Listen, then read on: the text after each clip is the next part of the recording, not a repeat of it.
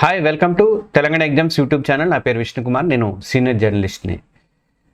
మనకి ఆ మధ్య H1B వీసాల కోసం అని చెప్పేసి $1,00,000 పెట్టాడు కదా, 84 లక్షలు ఏమో కట్టాల్సి వస్తుంది ఒక్కొక్క H1B వీసా కోసం. దాంతో చాలామంది చాలా కంపెనీలు అయితే ఇబ్బంది పడతాయి, ముఖ్యంగా మన ఇంజనీర్లే ఇబ్బంది పడతారు, మన ఉద్యోగాలు తగ్గిపోతాయని అనుకున్నాం.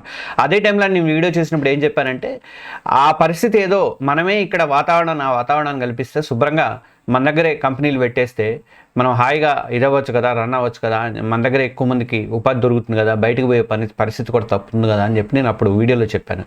సేమ్ అలాంటి పరిస్థితి ఇప్పుడు అలాంటి ఆలోచనే ఇప్పుడు యుఎస్ కంపెనీలు కూడా చేస్తున్నాయట. అవి భారతీయ కంపెనీలు చాలా వరకు కూడా జీసీసీలని ఇండియాలో ఏర్పాటు చేయాలని చెప్పేసి డిసైడ్ అయినట్టు. ఇండియాలో టాలెంట్ ఎక్కువ ఉంది, లేబర్ అంటే శ్రామికులు పనిచేసే వాళ్ళు ఎక్కువ మంది ఉన్నారు, తర్వాత టాలెంట్ కూడా ఉంది వాళ్ళకి. మన టాలెంటే మనని ఇది చేస్తుంది, నిలబెడుతుంది మంచిగా. మిగతా దేశాల కంటే కూడా మనకున్న ప్రతిభ అట్లాంటిది. అందుకని చెప్పేసి గ్లోబల్ క్యాపబిలిటీ సెంటర్లని విస్తరించాలని చెప్పేసి ఒక ప్లానింగ్ అయితే ఉందట. దానికి సంబంధించి నిన్ననే మనము దీంట్లో ఇచ్చాము, IndiaWorld.in వెబ్సైట్లో ఇచ్చాము. నేను ముందు నుంచి చెప్తూనే ఉన్నాను, IndiaWorld.in వెబ్సైట్ చూస్తూ ఉండండి రెగ్యులర్గా. దాంట్లో మీకు కానీ ఇంజనీరింగ్ కానీ ఎడ్యుకేషన్కి సంబంధించిన కొత్త డిజిటల్ ఎడ్యుకేషన్ కానీ ఎడ్యుకేషన్కి సంబంధించిన అన్ని కొత్త ఇన్ఫర్మేషన్ దాంట్లో ఇస్తానని అందులో భాగంగా దాంట్లో పెట్టాను, చూడండి ఒకసారి. అసలు జీసీసీలు అంటే ఏంటి అని తెలుసుకున్న తర్వాత ఏ జీసీసీలు మన దగ్గరకు వస్తాయి, మన దగ్గర ఉద్యోగ అవకాశాలు ఎలా ఉంటాయి అనేది నేను మళ్ళీ చెప్తాను. నేను ఈ వీడియోని మొదటిసారిగా చూస్తున్న వాళ్ళు ఎవరైనా ఇంకా మన ఛానల్ సబ్స్క్రైబ్ చేసుకోకపోతే సబ్స్క్రైబ్ చేయండి. అలాగే ఈ వీడియో నచ్చితే ఒక లైక్ బటన్ కూడా ఇవ్వండి. ఇక జీసీసీలకి ఇండియా అనేది ప్రధాన కేంద్రంగా మారబోతుంది. అంతర్జాతీయ బహుళజాతి సంస్థలు అంటే MNCలన్నీ కూడా ఇక్కడ జీసీసీ కార్యాలయాలు ఏర్పాటు చేయడానికి ముందుకు వస్తున్నాయి. అమెరికా కానీ, బ్రిటన్ కానీ, ఫ్రాన్స్ కానీ లాంటి దేశాలకు చెందినటువంటి అంతర్జాతీయ కార్పొరేట్ సంస్థలు తమ ఈ ప్రాసెస్ ఈ సేవలు ఉంటాయి కదా, సర్వీసెస్ అందించడానికి నైపుణ్యంతో పాటు చక్కగా ఇక్కడ మానవరులు కూడా ఎక్కువ ఉంటాయి కాబట్టి ఇతర దేశాలు ఏర్పాటు చేసుకునే ఈ సబ్ ఆఫీసులనే గ్లోబల్ క్యాపబిలిటీ సెంటర్లు అని చెప్పేసి అంటారన్నమాట. అయితే ఇప్పుడు ట్రంప్ ఏం చేశాడు, $1,00,000 చేశాడు. $1,00,000 చేయడం వల్ల వాళ్ళకి ప్రతి కంపెనీ కూడా $1,00,000 కట్టాల్సి వస్తుంది అమెరికన్ గవర్నమెంట్కి. ఎందుకంటే అక్కడ ఉన్న వాళ్ళకి జాబులు ఇవ్వాలని చెప్పేసి వాళ్ళ ప్రపోజల్ అనమాట. అక్కడ ఉన్న వాళ్ళకి జాబులు ఇవ్వాలంటే అక్కడ ఉన్న వాళ్ళకి టాలెంట్ ఉండాలి కదా ఇవ్వడానికి. అమెరికా ఇవ్వాలంటే ఎలాన్ మస్క్, మన ట్రంప్ ఫ్రెండ్ ఎలాన్ మస్కే వాళ్ళ ఆఫీస్లో బోళ్ళ మంది మొత్తం పాత వాళ్ళందరూ 6,000 మందిని ఏం చేశాడు, 6,000 మందిని పెట్టుకొని 1,200 మందిని బయట నుంచి H1B వీసాల ద్వారా తీసుకొచ్చేసి పెట్టుకున్నాడు. చూడండి అంటే ఎంత కలిసి వచ్చింది వాడికి. అంటే 6,000 మందిని ఇక్కడ అమెరికా వాళ్ళు పోషించి హై శాలరీస్ ఇచ్చే బదులు వాళ్ళు తక్కువ శాలరీస్ ఇచ్చుకున్నాడు కదా. అట్లా అందుకనే ఇప్పుడు ఆ డబ్బులు పేమెంట్ చేయడం కష్టమవుతుంది. కాబట్టి ఇప్పుడు H1B వీసా దరఖాస్తు ఇంతకుముందు 2,000 ఉండేది, తర్వాత $5,000 మధ్య ఉండేది, తర్వాత ఇప్పుడు $1,00,000 పెంచారు అనుకోండి. దాంతో జీసీసీలని ఏర్పాటు చేయాలి, గ్లోబల్ క్యాపబిలిటీ సెంటర్లు ఇండియాలో విస్తరించాలని చెప్పేసి అనుకున్నారు.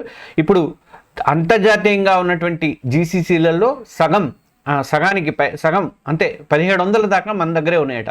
ఇవి రాబోయే రోజులలో 2,000 నుంచి 2030 కల్లా 2,200 వరకు కూడా పెరిగే అవకాశాలు అయితే మనకి ఉన్నాయట. అంటే మన వాడికి జాబులు వచ్చే ఛాన్సెస్ ఎక్కువగా ఉంటాయి. మన దగ్గరే మొత్తం ఆ జీసీసీలు ఏర్పాటు అవుతాయి కాబట్టి మనం అమెరికా పోవాల్సిన అవసరం లేదు. అమెరికా వర్క్ అంతా కూడా మనం ఇక్కడే చేయొచ్చు అనమాట. అలాగా అంతర్జాతీయ సంస్థలు ఇక్కడ ఉన్నటువంటి నైపుణ్యాలు కలిగిన వాళ్ళు కూడా ఇక్కడ ఉన్నారు కాబట్టి ఇక్కడే ఏర్పాటు చేస్తే బెటర్ అని చెప్పేసి అనుకుంటున్నాయట. ఎందుకు గవర్నమెంట్ అనవసరంగా వాడికి డబ్బులు కట్టడం అని చెప్పేసి అనుకుంటున్నాయట. ఇప్పటికే ఆర్థిక సేవలు, బ్యాంకింగ్, ఫైనాన్స్కి సంబంధించిన, ఇన్సూరెన్స్ సేవలకు సంబంధించిన జీసీసీలు ఇప్పటికే చాలా ఉన్నాయి. టెక్ రంగాల్లో కూడా ప్రభుత్వ కాంట్రాక్ట్లో ఉన్నటువంటి కంపెనీలు కూడా భారత జీసీసీల మీద పాజిటివ్ దృక్పథంతో ట్రంప్ వీసా ఆంక్షలను మార్పు లేకుండా కొనసాగితే కానీ ప్రొడక్ట్ డెవలప్మెంట్, సైబర్ భద్రత, అనలిటిక్స్ ఇలాంటి హై ఎండ్ వర్క్ మొత్తం కూడా అమెరికా సంస్థలన్నీ కూడా తీసుకొచ్చి భారత్లో పెట్టాలని చెప్పి ఒక ప్లానింగ్లో ఉన్నాయట. అవుట్సోర్సింగ్ బదులు తమ కంపెనీకి చెందినటువంటి జీసీసీలకే పంపడం అనేది, అంటే అవుట్సోర్సింగ్ ఇవ్వద్దు, అవుట్సోర్సింగ్కి ఇస్తే మళ్ళీ ఇప్పుడు వాడు అవుట్సోర్సింగ్కి ఇచ్చా కాబట్టి డబ్బులు కట్టమంటాడు, వాడు ఫైన్ వేస్తాడు. అందుకని వీళ్ళే ఆఫీసులు పెట్టుకుంటారు, అక్కడ వాళ్ళే వచ్చి ఆఫీసులు పెడతారు, ఆఫీసులు పెట్టి ఆఫీసులలో మన వాళ్ళని రిక్రూట్ చేసుకుంటారు.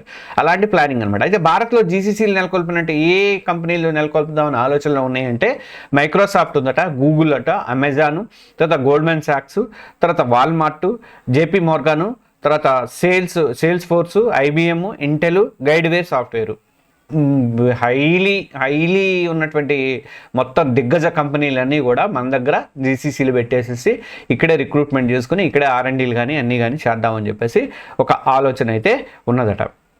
కాబట్టి అవుట్సోర్సింగ్ లేకుండా వాళ్ళే సొంతంగా ఆఫీసులు పెట్టుకుంటారు అనమాట. మనం ఎట్లాగో మన గవర్నమెంట్లో ఇవి ఇస్తాయి కాబట్టి మనకి ఇప్పుడు మన దగ్గరకు వచ్చేసరికి గ్యారంటీగా హైదరాబాద్కి వస్తుంది, బెంగళూరుకి వస్తుంది, గురుగాంకి అయితే వస్తాయి, ఇంకా పూణే ఇట్లా కొన్ని చోట్ల అటు మరి ఆంధ్రప్రదేశ్ కూడా ట్రై చేసుకుంటే విశాఖపట్నానికి వస్తుంది. అలా చేయడానికి అవకాశాలు అయితే జీసీసీలు ఎక్కువ రావడానికి అవకాశాలు అయితే ఇప్పటికీ జపాన్ కూడా మన వైపు మొగ్గు చూపింది. మన దగ్గర జీసీసీలు పెట్టుకుంటే బెటర్ అని చెప్పి ఆలోచన చేసింది. కాబట్టి జపాన్ కంపెనీలు కూడా ఇక్కడికే వస్తున్నాయి. కాబట్టి ఇప్పుడు భారత్ అమెరికా నుంచి భారత్, మెక్సికో, కెనడాలకి కీలక పనులు తరలించే అవకాశం ఉందని చెప్పేసి అమెరికా నుంచి వేరే దేశాలకు తరలించే అవకాశం ఉందని చెప్పేసి రిటైల్ జీసీసీ భారత అధిపతి ఒకళ్ళు అంచనా వేస్తున్నారట. ట్రంప్ ఆంక్షలకు ముందు అంచనాల ప్రకారమే భారత జీసీసీల సంఖ్య 2030 కల్లా 2200 దాకా చేరే అవకాశాలు అయితే ఉన్నాయంటున్నారు. అలా గనక జరిగితే మాత్రం మనకి మంచి ఛాన్సెస్ అయితే ఉంటాయి, మన వాళ్ళకి జాబ్లు వస్తాయి. కాబట్టి మీరు ఇప్పటి నుంచే ప్రిపరేషన్ అనేది చేయండి. నేను ప్రతి వీడియోలో చెప్తున్నా, మీకు బోర్ కొట్టు ఉండొచ్చు, కానీ డిగ్రీ లాగా బీటెక్ లాగా అకాడమిక్ చదువుకుంటూ పోతే కుదరదు, ఇంటర్మీడియట్ లాగా చదివితే కుదరదు. ఇక్కడ మీరు మీ స్కిల్స్ని పెంచుకుంటూ పోండి, కొత్త స్కిల్స్ నేర్చుకోండి, కొత్త ఆలోచనలతో టాలెంట్ చూపించాలంటే మీ ఆలోచనలు డిఫరెంట్గా ఉండాలి. థింక్ డిఫరెంట్ అంటారు కదా, అలా ఉండాలి. ఉంటే మాత్రం మీరు డెఫినెట్గా వీటిలలో జాబులు కొట్టడానికి అవకాశాలు అయితే ఉంటాయి. అమెరికా వాడు ఎన్ని ఆంక్షలు విధించుకున్నా మనకేం ప్రాబ్లం లేదు. మనకుండే కెపాసిటీ మనకుంటుంది, మన దగ్గరికే వాళ్ళు వచ్చే అవకాశాలు ఉన్నాయి. కాబట్టి మీరందరూ ప్రిపరేషన్ అవ్వండి. వీడియో నచ్చితే లైక్ చేయండి, అలాగే కంపల్సరీగా మన ఛానల్ ఇంకెవరైనా సబ్స్క్రైబ్ చేసుకోకపోతే సబ్స్క్రైబ్ చేసుకోండి. ఈ వీడియోని మీ ఫ్రెండ్స్ కానీ ఇతర సోషల్ మీడియా గ్రూపులలో కూడా షేర్ చేయండి. Okay, thank you.